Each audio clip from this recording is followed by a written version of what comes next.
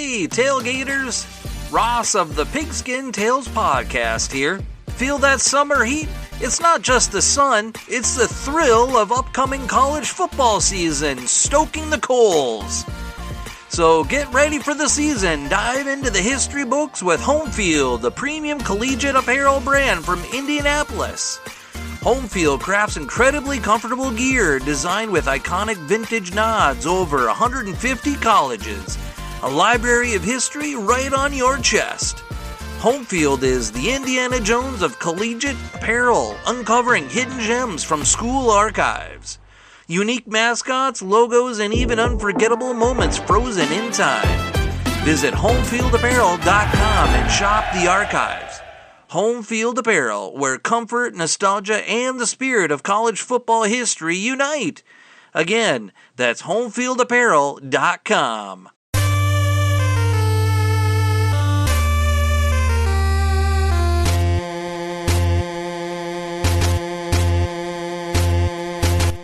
It's time for Lombardi Memories. So that takes you back in time, in January and February, to the greatest one-day spectacle in all of sports. We have finished reviewing the first 50 Super Bowls, so now I'm going to expound on one big moment in Super Bowl history and dissect it. Perhaps you learned something you didn't learn from my original podcast on said Super Bowl. So today we are going to talk about the second quarter of Super Bowl XXII between the Washington Redskins and the Denver Broncos. This game is well known for being a blowout, but it was also the biggest comeback, or tied for the biggest comeback, in Super Bowl history for the first 50 seasons. Let's set the scene. The Broncos scored on their first play from scrimmage in the first quarter as quarterback John Elway hit receiver Ricky Nattiel for a 56-yard touchdown. The Broncos then got a 24-yard field goal from kicker Rich Karlis, and they led 10-0. They got possession of the ball again late in the first quarter, and they stood on the Washington 42 as the second quarter began, with 2nd and 10 and the chance of blowing this game wide open. Meanwhile, the Redskins were in trouble. They had fumbled on a kickoff and got lucky to recover their own fumble. And then their starting quarterback, Doug Williams, had gotten injured, and Jay Schrader had to come in and replace him. Now they faced a Broncos team that was ready to go up by 3 scores. And keep in mind, the biggest comeback in Super Bowl history at the time was just 7 points.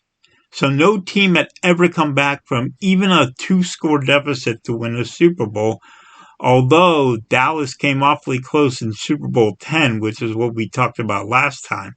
They almost came back from down 11 points, 21-10. Redskins are facing long odds, though. They're down 10-0. And now the Broncos have the chance. They're going to have the chance to pile on with 2nd and 10. Elway throws too low for Nattiel. That's incomplete, 3rd down. Now, in this play, it's 3rd down and 10. The Redskins jump offside. Elway has a free play. He gets sacked. That doesn't matter. But now he's got 3rd and 5.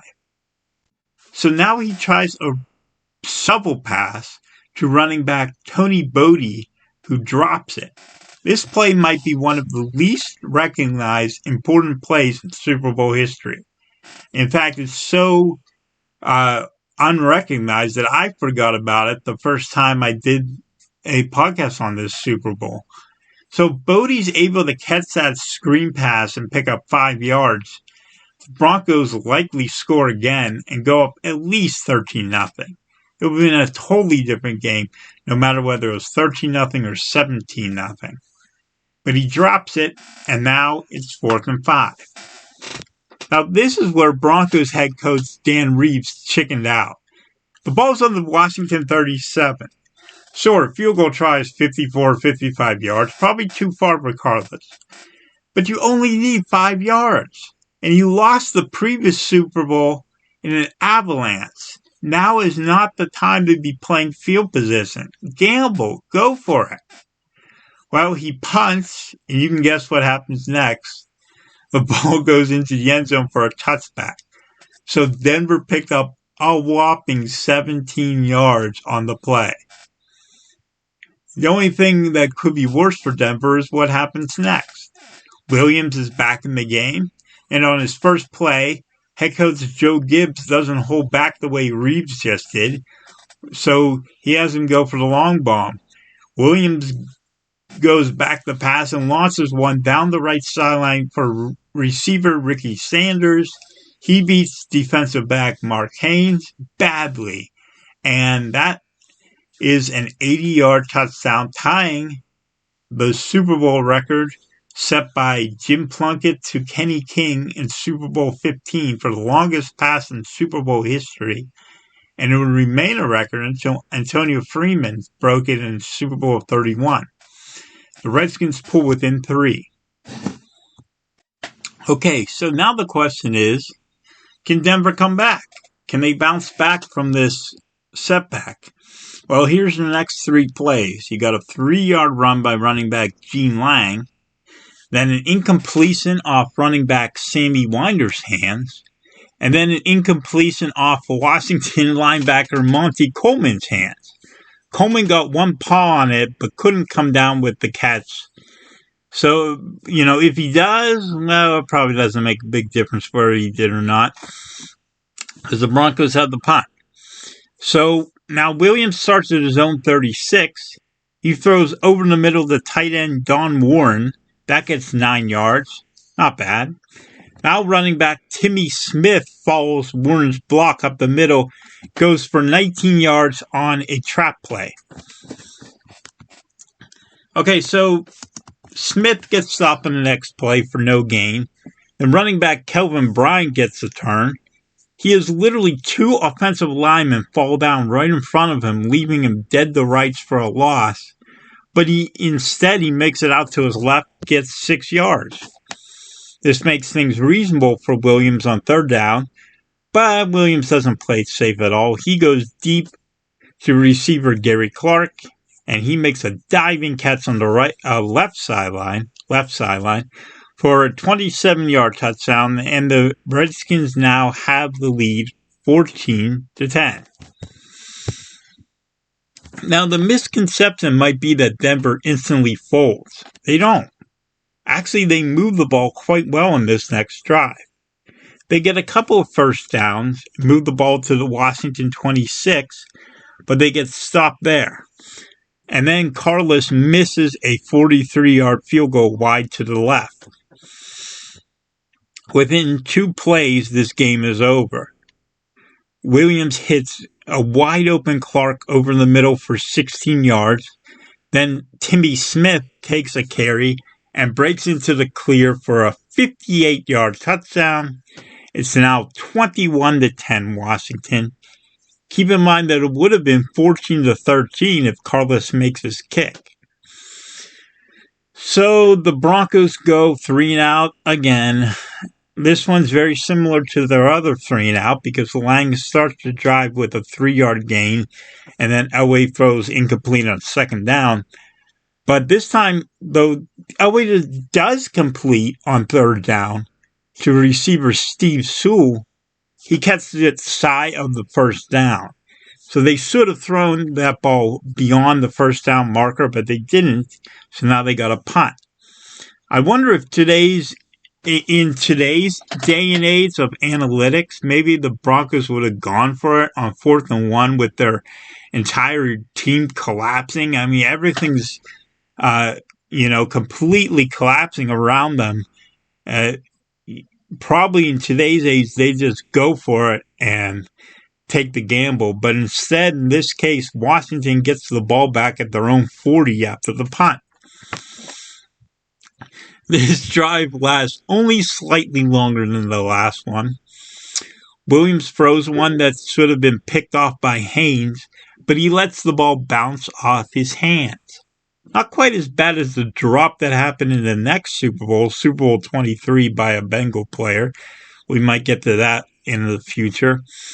but it was a bad drop. And Williams then follows that by hitting Sanders for a first down. And now he launches the long bomb to Williams down the right sideline, 50-yard touchdown. And this time it's defensive back Tony Lilly getting beat. It's 28-10, and Washington now holds the record for the most points scored in a quarter in Super Bowl history. Only problem is, quarter's not over yet. Now Winder runs for gains of 13 and 6 yards, and it looks like Denver might have something going, but then Elway throws a long pass that gets picked off by defensive back Barry Wilburn. But even now, the Washington Redskins seem content to just run out the clock as they're giving the ball to Timmy Smith up the middle. But here's the problem. Timmy Smith breaks one open on the second carry of his drive, and suddenly he's all the way down to the Denver 35. So now the Redskins have gone from running out the clock to running up the score. Williams has one go off Warren's hands for an incompletion, but then he hits Sanders on the next two plays for gains of 22 and 7 yards. And that puts Sanders over the Super Bowl record for receiving yards with 177. And keep in mind, we're still in the first half. Bryant runs it. He gets stopped for a loss, but then Williams lofts one to the left corner of the end zone, finds tight end Clint Didier. It's an 8-yard touchdown, and all the records are going down now.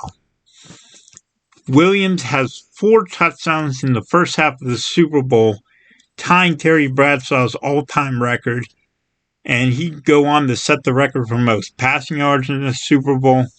The Redskins break the record for most points in a single quarter in any playoff game. The records were for the AFL record was set by the Raiders in 1969. They had 28. The Giants had the NFL record back in 1934 with 27, but now the Redskins have 35. Now, just for kicks, Elway throws one more interception to defensive back Brian Davis with only a few seconds left. Williams takes a knee instead of throwing another bomb that probably would have gone for a touchdown, knowing the way things were going. Redskins are up at halftime, 35-10, in what ABC announcer Dan Deerdorf called the most remarkable quarter of football that we've seen all season. Actually, it was probably the most remarkable quarter of football by one team ever. It may not be the most points in a quarter ever. That record, I believe, is 41 points. But it came in the Super Bowl with the Redskins trailing by 10, and thus making the biggest comeback in Super Bowl history. It seems silly to say that the 1987 Redskins had the biggest comeback in the first 50 years of the Super Bowl, but it's true. Only the Saints of Super Bowl 44 and the Patriots of Super Bowl 49 tied it. So that's the whole quarter. Redskins went on to win the game 42-10. Timmy Smith went on to break the all-time rushing record. Doug Williams went on to win game MVP. And the Broncos went on to lose another Super Bowl 2 years later, even worse than this one. We may never see another quarter in the Super Bowl where one team outscores the other by 35 points. What a quarter. So, we come to the end of this episode, and if you're interested in being interviewed about a specific Super Bowl, feel free to reach out to me at PackersFootball3.com or tweet me at Tommy A. Phillips.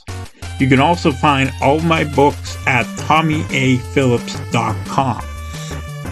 Until next time, this is Tommy A. Phillips signing off. So long.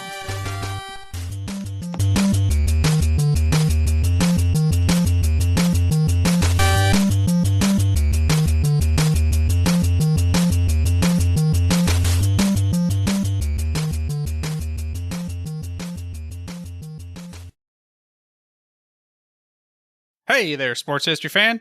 Hope you enjoyed another nostalgic episode here on the Sports History Network. By now, you've heard us rave about two books, The Golf Round I'll Never Forget and NBA 75, The Definitive History. Have you snagged your copies yet? If so, well, we applaud you for great taste. But if you haven't, well, listen up, because our generous partners over at Firefly Books are giving away a free copy of each book to one of our dedicated fans. To enter the giveaway for your chance at winning one of these awesome books, head over to sportshistorynetwork.com/giveaways. Again, that's sportshistorynetwork.com/giveaways. Good luck, and remember, you can come back daily to earn more entries.